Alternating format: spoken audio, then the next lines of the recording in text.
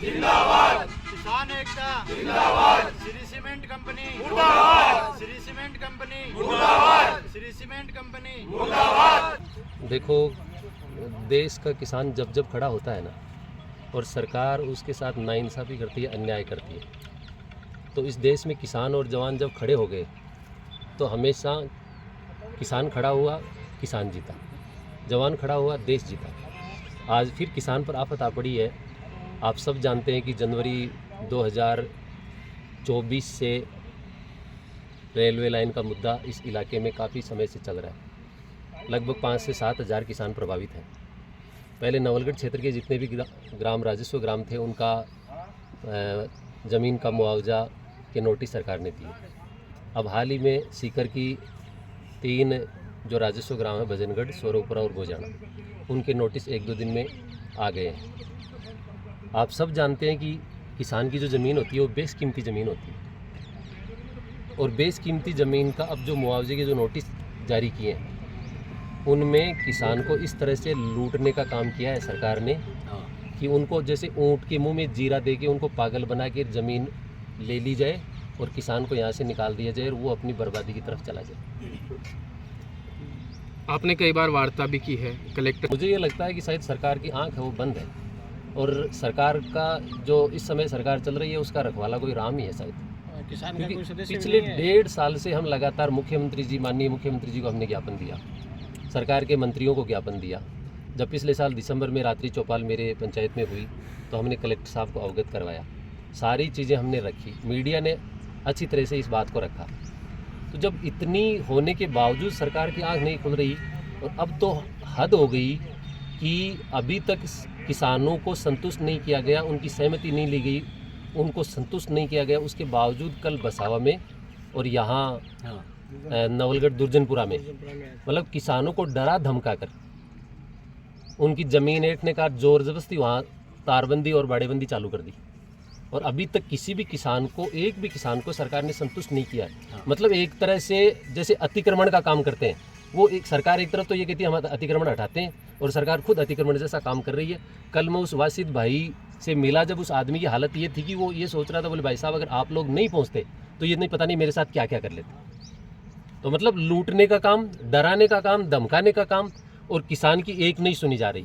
जबकि सरकारें ये कह रही है कि हम किसान की जो मतलब भाव है उसको दुगुना कर रहे हैं, उसकी कीमत बढ़ा रहे हैं, किसान की इनकम बढ़ा रहे हैं। अब आप ये मीडिया वाले अच्छी तरह से समझते हो कि किसान की ज़मीन लेना क्या उसकी इनकम को बढ़ाना है क्या? उसके बच्चों का पेट काटना इनकम बढ़ाना है क्या? क्या ये देश का विकास है क्या? कोई भी किसान इस चीज़ को बर्दाश्त नहीं करेगा जब तक जितने लोगों की ज़मीन आ रही है उनको पूरी तरह से संतुष्ट नहीं करती सरकार, तब तक हम इस मामले में पीछे नहीं हटेंगे। अब आप जानते हैं कि इस समय देखो खड़ी फसल है, और खड़ी फसल होने के बावजूद किसानों को डरा धमका कर और ये इस तरह से बेदखल किया जा रहा है जैसे वो भारत के नहीं कोई भगोड़े हैं यहाँ के। इतना बुरा हाल सरकार ने कर दिया। तो अब मेरा आप सभी की मीडिया के माध्यम से मैं सरकार से एक बार फिर निवेदन करना चाहता हूँ, भारत सरकार से और राजस्थान सरकार से, मेहरबानी करके या तो आप ये कहना छोड़ दीजिए कि हम किसान के हित का काम करते हैं, और अगर आप किसान के हित का काम करते हैं तो हम ये तब मानेंगे जब किसानों को आप संतुष्ट करेंगे, उनको सहमति लेंगे और राजी राजी उनकी समस्याओं का समाधान करेंगे। जब हमारा यहाँ रात्रि चौपाल हुई तो उस समय हमने कलेक्टर सर से निवेदन किया कि हमारी मुख्य ये समस्याएं हैं जिनमें आप जानते हो, जब किसान की ज़मीन जाएगी तो वो कैसे पेट भरेगा, उसके बच्चों का क्या होगा। इस बारे में सरकार थोड़ा बहुत भी विचार नहीं कर रही, जो हमारे लिए, किसानों के लिए और सरकार के लिए, सबके लिए एक गंभीर बात है। तो मैं आप सभी के हाँ सर, क्या मांगे आपकी? हमारी पहली मांग ये है कि सबसे पहली मांग ये है कि किसानों को संतुष्ट किया जाए रेल लाइन निकालने से पहले। जब तक सारे किसानों को सरकार संतुष्ट नहीं करेगी, ये रेल लाइन निकालना मुश्किल होगा, असंभव होगा, और इसके लिए सारी की सारी जिम्मेदारी प्रशासन की और सरकार की होगी।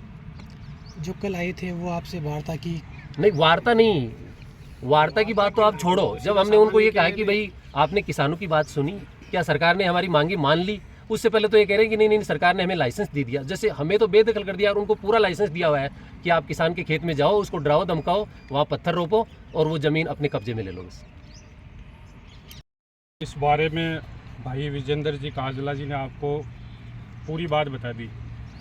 धरती जो होती है, ज़मीन जो होती है, वो किसान की माँ होती है।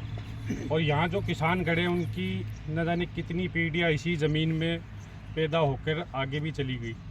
लेकिन अब आप देख रहे हैं कि पिछले 1 साल से 2 साल से किसानों से ज़बरदस्ती एक तरह से, जैसे भाई ने बताया था कि जैसे कोई भगोड़े, इस टाइप का व्यवहार सरकार की तरफ से किया जा रहा है।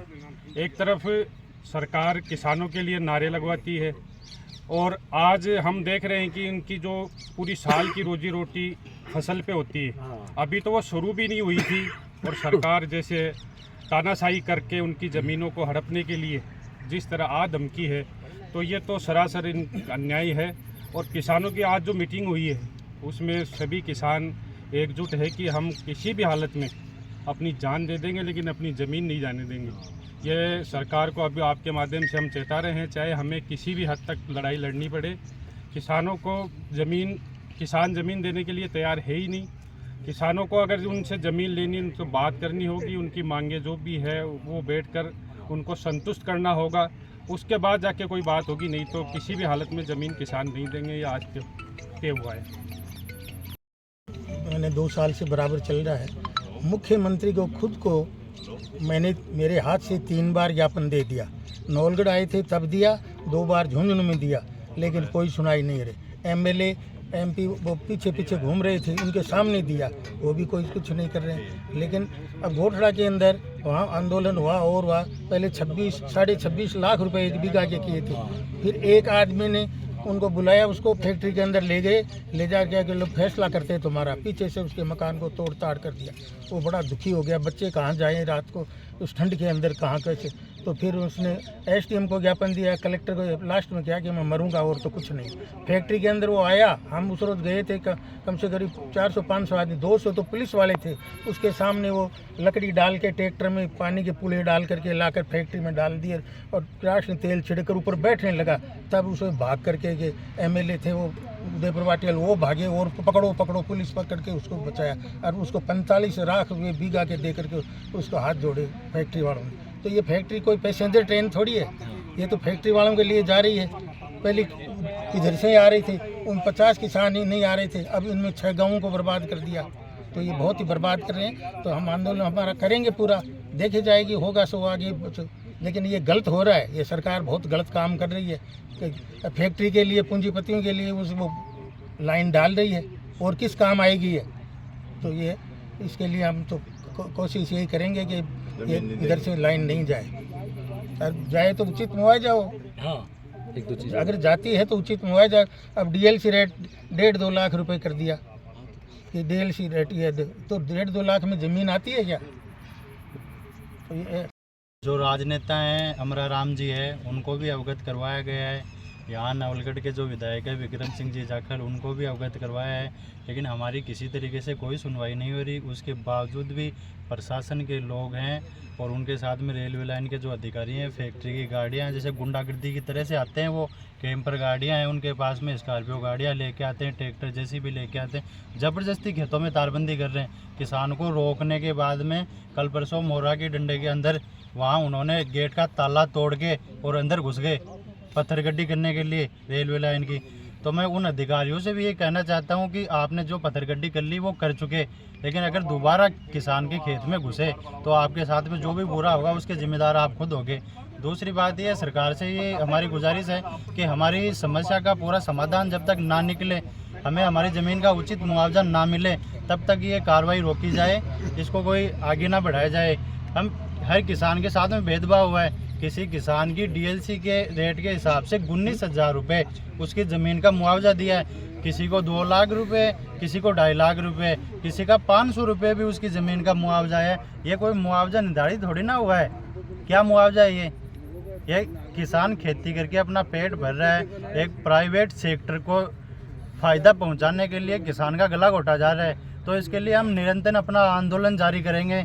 आज हम आप मीडिया भाई के तरफ से ये सूचना पहुंचा रहे हैं कि हम आंदोलन करेंगे, इसके लिए यहाँ रोड जाम करेंगे, उसका जिम्मेदार प्रशासन और सरकार होगी, हमारी उसकी कोई जिम्मेदारी नहीं होगी। जो भी यहाँ रेलवे की पत्थरगड्डी करने के लिए आए, उनसे मैं ख़ास तौर पे ये बात कहना चाहता हूँ कि वो अपनी सुरक्षा की जिम्मेदारी खुद लेके आए यहाँ, अगर उनके साथ में कोई भी मारा पिट्टी हो, कुछ भी हो, तो उसके जिम्मेदार वो स्वयं होंगे। क्योंकि हमने बार बार प्रशासन को अवगत करवा दिया, सीकर कलेक्टर को अवगत करवा दिया, रात्रि चौपाल में वो आए थे, उनको सारी बातें हमने अवगत करवाई है। उसके बावजूद हमारी समस्याओं का कोई निर्धारण नहीं है। जो रेलवे लाइन है उसके पास में हमने कहा था कि उसके दोनों तरफ सड़क का निर्माण किया जाए, उसका कोई निस्तारण नहीं हुआ, कोई कुछ भी नहीं है। एक तरफ से किसान दूसरी तरफ की कहाँ से जाएगा, कैसे जाएगा वो? अगर इस तरफ ज़मीन बच गई तो उसके अंदर कैसे घुसेगा वो? तो ये हमारी समस्याओं का पूरा निस्तारण हो, उसके बाद में कोई कार्रवाई हो, उसके अलावा कोई कार्रवाई नहीं हो तो उसके लिए हमें अपना आज ही आप मीडिया भाई की तरफ से चेतावनी दे रहे हैं कि इसके लिए हम अपना उग्र आंदोलन करेंगे और उसमें जो भी नुकसान हो वो सरकार का और प्रशासन का होगा। धन्यवाद। कि जहाँ हम लोग खड़े हैं वहाँ फसल खड़ी है, खड़ी फसल है, इसका मतलब वो ज़मीन बंजर नहीं है, यानी पैदावार होती है वहाँ। और उसके बावजूद जितने इलाके में ज़मीन जाएगी उसमें एक भी जगह सरकार ने ये नहीं लिखा कि ये ज़मीन चाई है, इसमें किसान खेतीबाड़ी करता है, सारी जगह पर बंजर लिखा हुआ है। अब मुझे आप एक बात बताओ, एक लड़का और लड़की की शादी हो गई और वो 2 साल से 5 साल से शादीशुदा जीवन जी रहे हैं और फिर वो कहीं जाएँ तो जो सरकार हो गई, हम कैसे मानेंगे आपकी शादी होगी? बताओ। मतलब ज़मीन सिंचित है और उसके बावजूद उसको बंजर बना रखा है। तो ये कहीं न कहीं सरकार की और कंपनी की साजिश है कि सरकार और कंपनी ये चाहती है कि इस तरीके से हम किसानों को लूट सकते हैं, बर्बाद कर सकते हैं। इस तरीके के कई हथकंडे हैं। इसके अलावा जो मुआवजा राशि के जो नोटिस आए हैं उसमें मैं आपको ये साबित करूँगा कि किसी किसान की मान लो 4 बीघा ज़मीन जा रही है, किसी किसान की 5 बीघा ज़मीन जा रही है। आप इतना जानते हैं कि 4 बीघा का और 5 बीघा का भाव बराबर होगा क्या? जबकि उसमें पैसे का भी फर्क नहीं आया। यानी अपनी मनमर्जी से उन्होंने सारा का सारा सेट कर दिया। बस इनको एक ही काम है कि कंपनी को मालामाल बना दें और कंपनी अपने को मालामाल बना दे, किसान जाए भाड़ में। लेकिन मैं आपके माध्यम से ये बताना चाहता हूँ कि मैं सरकार से फिर निवेदन कर रहा हूँ कि मेहरबानी करके आप किसान को तो बख्शिए कम से कम, कहीं ऐसा नहीं हो जाए। देखो मैं आपको बताना चाहता हूँ, इधर आप देखिए, ये खसरा है, उसमें ज़मीन जा रही है 0.60। उसका जो मुआवजा राशि निर्धारित की है वो 1,37,507 की है। फिर दूसरा जो खसरा है, जबकि ये एक ही राजस्व गांव के 2 खसरे हैं, उसमें जो ज़मीन जा रही है वो 0.529 जा रही है और उसमें भी जो मुआवजा राशि है वो 1,37,509 है। अब मुझे ये बताओ कि ये साफ साफ गड़बड़ नहीं है क्या है? ये तो मैंने एक चीज़ बताई आपको, ये तो केवल एक ही भजनगढ़ में एक ही कचरे में मिल गए। ऐसे कचरे 1100 या 1200 हैं। यानी इस तरीके से मनमर्जी कर दी बिना पूछे। तो मैं फिर सरकार से ये कहना चाहता हूँ कि किसानों को संतुष्ट, अगर आपको कंपनी को फ़ायदा पहुँचाना है, कंपनी को मालामाल बनाना है और कंपनी वालों को आपको अंबानी और अडानी बनाना है, तो उससे पहले किसान की जो समस्या है उनका समाधान कीजिए, उनके बच्चों को नौकरी दीजिए, जो ज़मीन बची हुई है उस पर सड़क निकालिए, रास्ता बनाइए और जब किसान संतुष्ट हो जाए तब आप लाइन निकालना। उससे पहले कोशिश ना करें, क्योंकि ये जेड़ी, गंडासी, हथौड़ी ये किसान जिसके हाथ में रहती है वो जवाब देना भी अच्छी तरह से जानता है। मैंने तो 5 लाइन आ रही है, 10 किसानों के तो 5-5 लाइन आ रही है, तो फिर ऐसे कौन सी लाइन जा रहा है कि 5 लाइन हम डीएलसी रेट से कैसे देंगे? ये सोचने की बात है कि मतलब कितनी ज़मीन जा रही है, 11.5 बीघा ज़मीन अकेले की जा रही है मेरी, तो डीएलसी रेट में तो नहीं दे सकता ना, फिर जाएंगे कहाँ? हमारा घर का रास्ता भी बंद हो रहा है। और ये रेलवे लाइन वाले जब सर्वे किया था तो किसी किसान की मौजूदगी में सर्वे नहीं किया। दोपहर में 2 बजे 2:30 बजे ऐसे आते थे, उस टाइम में घर वाले सब सोए मिलते थे। तो ये सर्वे भी दोबारा हम करवाने के लिए कलेक्टर साहब को भी मतलब ज्ञापन दे के आए थे, विधायक साहब को भी, विक्रम सिंह जाखड़ साहब के पास में गए थे, 17 आदमी गए थे इकट्ठा करके, सबको आश्वासन दिया था कि हम जरूर मदद करेंगे, लेकिन अभी तक कोई ऐसा मदद नहीं किया। तो अभी तो इस टाइम में तो किसान सब एक साथ में हैं हम, और ना तो घुसने भी देंगे। कल बसाव गए थे, हमने नहीं घुसने दिया, वहाँ पे सामान नहीं डालने दिया, वापस आ गए।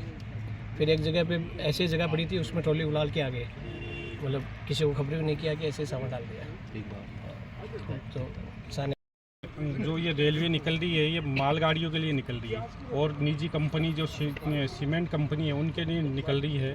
तो फिर जो किसानों की जो ज़मीन है वो 12 नहीं और उनका भाव ये कैसे, वो तो कॉमर्शियल और इनका भाव 12 नहीं, ये दोगलापन है। ये तो ये किसी भी कीमत पे मंजूर नहीं है। इस भेदभाव को मिटाकर किसानों को बात उनकी सुननी होगी, उनको संतुष्ट करना होगा और एक नज़र रखनी होगी, तब जाके कोई बात बनेगी। अन्यथा तो किसानों की पहली मांग तो ये है कि हम ज़मीन देंगे ही नहीं किसी की। एक आज़ाद जी वो मंदिर वाली ज़मीन भी बोल रहे हैं कि लोगों के पास में जाओ, वहाँ से लेके आओ, वो क्या देगा क्या नहीं देगा। तो जब किसान का 30-40 साल 100 साल से कब्जा है, उसका 30-40 क्यों 1000 साल से कब्जा है, हमारे बाप दादा थे, उनके बाप दादा थे, तो आज वो मंदिर की कैसे बन गई? हम जब जल में तब से उसे कास्ट कर रहे हैं, तो वो मंदिर वाला भी सरकार सोचे, या फैक्ट्री वाले सोचे, या जो रेलवे लाइन डाले उसका भी मुआवजा बराबर मिले, किसी के साथ में भेदभाव नहीं हो।